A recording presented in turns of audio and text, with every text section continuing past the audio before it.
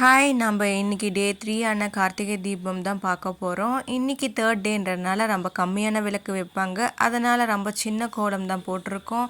இந்த கோலம் சின்ன ஃப்ளவர் அதுலேருந்து அகல் இருக்கிற மாதிரியான கோலம். சைட்லலாம் தீபம் எரியிற மாதிரியான அகல்கள் போட்ட கோலங்கள். அதுக்கப்புறம் வெற்றிலை எல்லாத்தையும் வச்சு அதுக்கு நடுவில் 5 முகம் கொண்ட விளக்கை வச்சு விளக்கை ஏற்றிட்டு கையில் தீபம் ஏந்தி வந்தோம் இங்கே நல்ல நாளிலே உள்ளம் குழந்தையாகி போனோம் உந்தன் கை.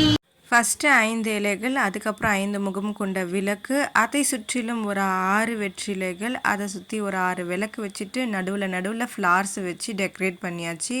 அப்புறம் ஃப்ரண்ட்லேயும் அப்புறம் அந்த பக்கத்தில் இருக்கிற இடத்துலையும் ரோஸையும் கொஞ்சம் வச்சு டெக்கரேட் பண்ணியாச்சு. சிம்பிளாக இருந்தாலும் இந்த கோலம் எனக்கு ரொம்ப பிடிச்சிருந்தது.